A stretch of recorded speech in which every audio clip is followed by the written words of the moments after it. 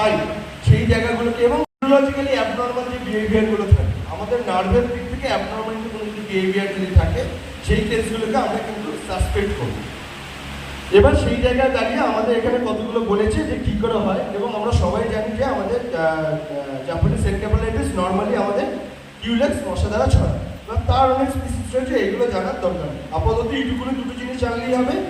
জ্বর 5 থেকে 7 দিন, আমরা সেটা এই জায়গাটা না দিলে জ্বর উইথ আমাদের কোনো রকম যদি কোনো নিউরোলজিক্যাল সিমটম যদি আমাদের ডেভেলপ করে, তাহলে সেটাকে আমরা সাসপেক্ট কেসের মধ্যে ফেলবো।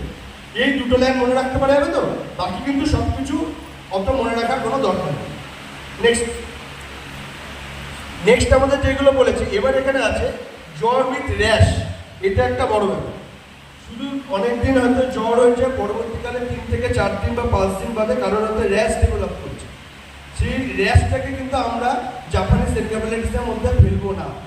র্যাশের জন্য আমাদের কি আছে, মিজেলস আলাদা করে রয়েছে, আমরা সেইগুলোর দিকে যাবো, কিন্তু র্যাশ হলে যে আমরা জাপানিজ এনকেফালাইটিসের মধ্যে সেটা ফেলবো না, এটাও আমাদের একটু মাথায় রাখতে হবে। নেক্সট, আচ্ছা এখানে কতগুলো জিনিস দেওয়া আছে, কাদের কাদের দ্বারা জিনিসগুলো ছড়ায়, এখানে মোটামুটি আমাদের সেগুলো দেওয়া আছে, কোনগুলো যেই ভাইরাসের, কোনগুলো নন যেই ভাইরাসের একটা ওভারঅল আমরা ভিউ দিয়ে রেখেছি। তাতে অন্তত আমরা পাওয়া যাবে কোনটা প্যারাসাইটিক রয়েছে, কোনটা প্রোটোজোয়াল রয়েছে, এবং কিছু প্যারাসাইটিক, প্রোটোজোয়া এবং কিছু টক্সিন সেই রিলেটেডের জন্য আমাদের কিন্তু সমস্যা হতে পারে। তো এইগুলো তারই কিছু একটা রয়েছে, এবং সেখানে কিছু জ্বর থাকে, জ্বরের থেকে কিছু জিনিস থেকে মাথায় রাখতে হবে যে আমাদের এই সিমটম, এবং এই সিমটমের মধ্যে আমাদের দেখবে সব থেকে নিচের দিক থেকে দেখবে একটা ডেঙ্গু বলে ওয়ার্ড লেখা আছে। আমরা কিন্তু এতদিন ডেঙ্গু সার্ভেও করছিলাম, তো ডেঙ্গু সার্ভে করতে গিয়ে কারো যদি নিউরোলজিক্যাল সিমটম থাকে, সেটা কিন্তু আমাদের ডেঙ্গুর মধ্যে কিন্তু মাথায় রাখতে হবে। জাপানিজ এনকেফালাইটিস করতে করতে আমরা যেন ডেঙ্গু সিমটমের কথা ভুলে না যাই, এটাও কিন্তু আমাদের সাথে সাথে মনে রাখতে হবে। আমাদের ফিল্ড লেভেলে যখন কাজ করবো তখন কিন্তু এইটাকেও আমাদের মাথায় রেখে নিয়ে চলতে হবে। ডেঙ্গু কিন্তু নিউরোলজিক্যাল সিমটম নিয়ে অনেক সময় প্রেসক্রিপ্টেড করে।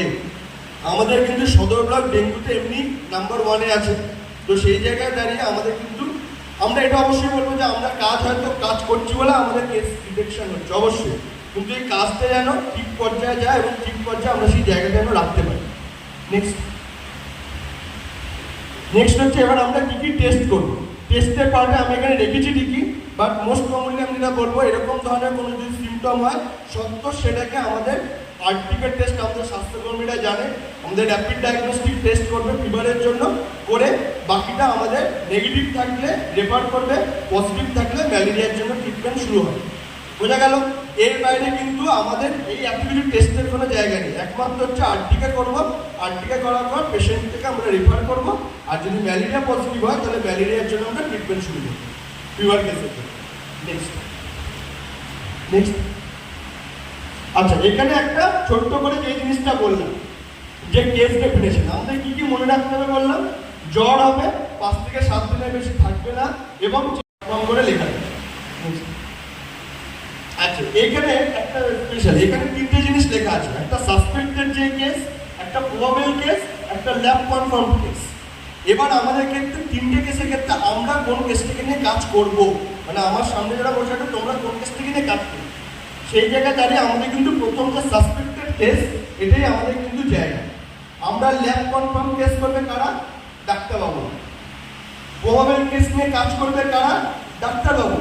প্রবাবল কেসকে কনফার্ম করবে কারা? ডাক্তারবাবু। কিন্তু আমাদের কোনটা করতে হবে, আমাদের কেসগুলিকে সাসপেক্ট করতে হবে। সাসপেক্ট কেসের মধ্যে আমাদের সেইগুলো আসবে, that is the fever, drowsiness, unconsciousness, convulsion, other suspected by the field level health worker বলতে সবাই। এবার এখানে দেখতে হবে আমি এই জিনিসটা কনভালশন, আনকনসিয়াসনেস, ড্রাউজিনেস একই জিনিস, নিউরোলজিক্যাল সিমটম যদি কেউ ডেভেলপ করে উইথ ফিভার, ঠিক আছে? নেক্সট, আচ্ছা এখানে কতগুলো জিনিস বলা আছে যে আমরা সাসপেক্টেড কেসের ক্ষেত্রে কি করব। একটা জিনিসই বললাম, এত কিছু মনে রাখার দরকার নেই। সাসপেক্টেড কেস এলো, আরটিকে করবো, আরটিকে নেগেটিভ এলো রেফার, পজিটিভ এলো ম্যালেরিয়ার ক্ষেত্রে, ম্যালেরিয়ার জন্য আমরা রেফার করব, ঠিক আছে? নেক্সট, আচ্ছা এই ইনভেস্টিগেশন পার্ট দরকার নেই। আচ্ছা এখানে থেকে না আরেকটা, এবার এই জায়গায় দাঁড়িয়ে আমাদের একটা জিনিস মাথায় রাখতে হবে, আমাদের কিন্তু কোনো যদি দেখা যায় যে কারোর সুগার আছে, সুগার থাকার পরে কারোর এরকম ধরনের জ্বর এবং কারোর একটা অল্টার সেন্সুরিয়াম আসছে, তখন কিন্তু আমাদের হাইপোগ্লাইসেমিয়ার কথা মাথায় রাখতে হবে। সুগার যদি কমে যায় তাহলেও কিন্তু আমাদের এরকম ধরনের একটা নিউরোলজিক্যাল সিমটম ডেভেলপ করে।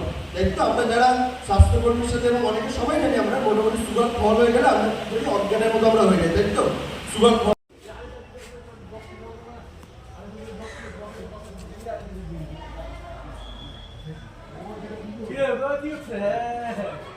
Ja, ja,